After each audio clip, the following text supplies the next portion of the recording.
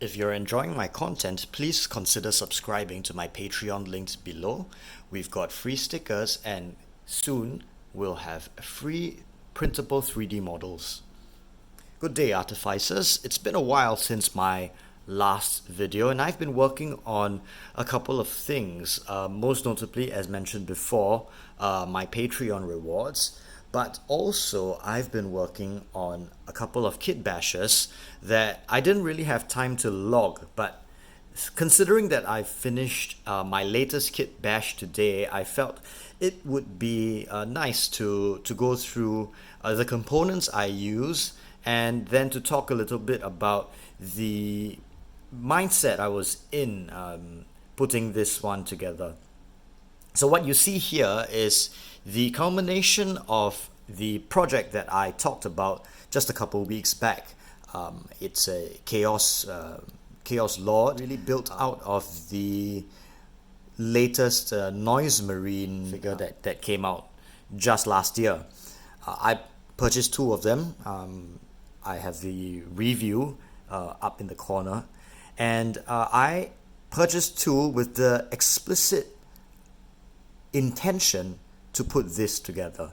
And I'd like to just go through the features of this model together with you. I think the first thing that stands out would be the double-necked guitar, and you'll see what I've done is I've actually just cleanly cut the Noise Marine guitar right across there and attached a new one below. That created this very nice double-necked guitar for my little Chaos Lord, and then I attached a sort of heresy pattern melter gun on the bottom, cutting away the magazine for the standard bolter that this guitar came with, and then attached a melter gun. A little bit of trimming was required to achieve this perfect fit, and I'm pretty happy with it. Now, the second thing that stands out, and this was a challenge that I had, was that because he was holding the neck of the guitar, I was left with a sort of a bald spot right there where I cut his fingers off away from the guitar strings. That left me with some issue because I did not want sort of a cutaway section there that was very obvious. So what I did was I got epoxy and I sort of modeled a tentacle coming out, obviously to hold down the frets of his second guitar. He wouldn't be able to play two guitars at once if he didn't have at least one extra limb, and at least one extra limb I did give him.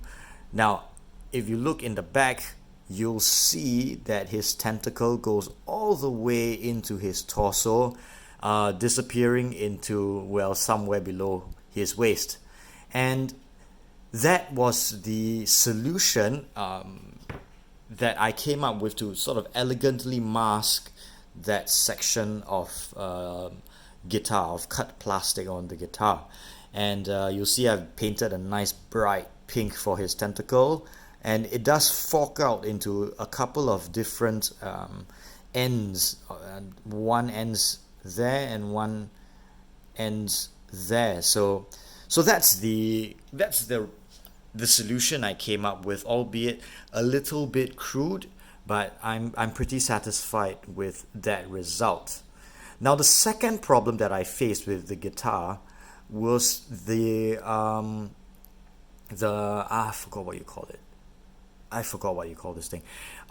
So to bend the strings, to bend the notes, there's this lever here that you hold on to, and because the lever actually ends in his fist, I needed to make a new one. So I did that by firstly drilling out the gap left behind by the previous piece, and then I bent a piece of wire into sort of the right shape, then plug that into the hole, gluing it with super glue. So that was my guitar solution. Now, the second thing I knew I wanted to have was big rock and roll hair. And I found the perfect bit in my Seekers of Slanesh sprue. Again, I review the Seekers of Slanesh up in the corner. This was also a specific piece that I wanted to incorporate into this kit bash. She's the Heart Seeker. She's the head of the Heart Seeker from the Seekers of Slanesh sprue, and I've done a little bit extra on this head and the connection to the collar, which you will see at the end of this video.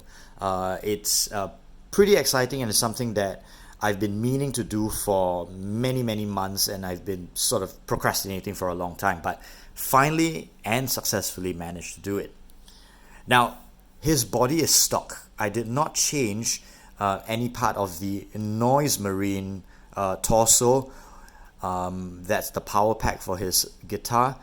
Nor did I change the backpack. I used the stock Noise Marine backpack. So those parts are all normal, but you'll see his wings are not a Chaos component. Let me just adjust my focus. You see his wings are not a Chaos component. His wings actually came from Drukhari Scourges.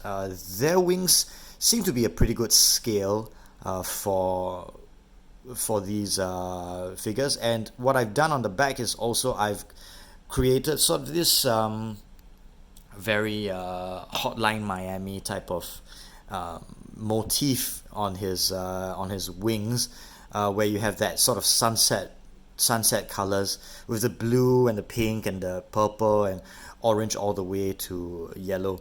And I did this by sort of cutting masking tape into tiny little strips and taping them across the back, and then with a combination of brush and airbrush done this. I'm not super happy with the paintwork here. I did achieve the effect I wanted, but I didn't achieve the quality that I wanted. I'm a little bit unhappy with the overall paint quality on this this conversion, but I'm sure that the next conversion that I'm working on will be better than this. Now, did I use Citadel paint throughout this model? The answer is no. How I achieved this effect was a couple of different ways. I base coated it in Corex White, and I needed that Corex White base coat because you see a lot of these bright colors, the greens, the pinks, and the oranges that came out. So I needed that Corex White base coat, where one would usually base coat in black.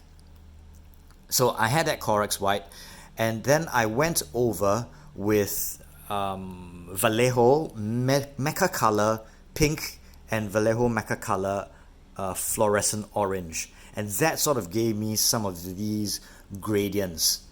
Then I went over with Citadel Color, so I got those brightest colors down with Vallejo Mecha Color, and then went over, and I'll pick out some of the notable sections here.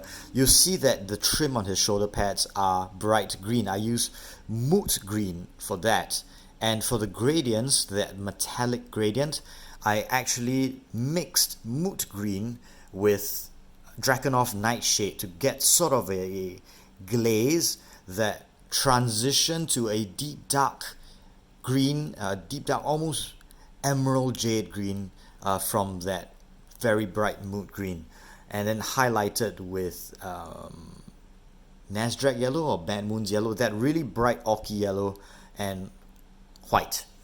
With the gradients that you see on his shoulder pad, his shins, and his greaves, aside from the undercoat base layer of fluorescent orange fading into green, I did several washes of Drukhari Violet to achieve nice transitions into the darker sections, and I also glazed it with Gulliman Blue glaze. Unfortunately, those glazes are no longer available, but I will be experimenting with some of the contrast colors and the new glazes as well to sort of achieve that effect. I have been playing around with Mig Jimenez paints as well, and they do have some very nice crystal blues and crystal reds and greens, which you'll see in some previous videos. And I'll play with those and sort of try and achieve those with commercially available paints that aren't discontinued. But without any further delay, I'd like to show a special feature of this model, and that is that I've actually wired in an LED, and when I power him or her, indeed, up, you'll see that the gem on his chest lights up, and the collar also lights up in bright pink. And you'll see that once I've connected this and sort of fastened it, eventually I'll be fastening that in with sort of a plastic molded section.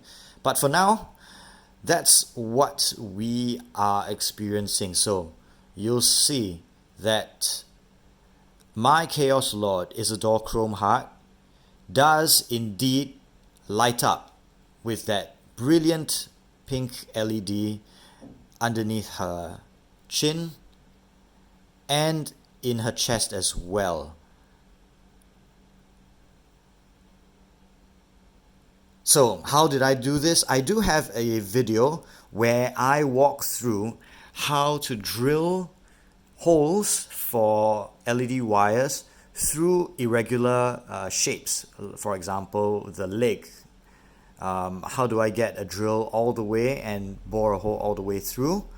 And I also have sort of a show and tell video for this this miniature before she was painted and before she was fully converted. So please have a look at that in the videos that are going to show up at the end cap of this little show and tell. If you like what I'm doing, if you like the content I'm putting out, please consider visiting my Patreon and get some free stickers. I designed them myself. I illustrate all of my stickers myself. There will be new seasons of stickers every 3 months. So if you stay subscribed, you get new stickers every 3 months. And I do thank you all for visiting my page. I do very much enjoy this hobby. It's nothing could make me happier than creating videos like this. So I encourage you to have a look at some of my other videos and visit my Patreon. And please comment below, tell me what you'd like to see and how you'd have done this differently. Tell me if you love it, tell me if you hate it, and stay tuned because we've got a lot more videos coming up, much more kit bashers and a lot more conversions. Thank you all, and as always, take care. Goodbye.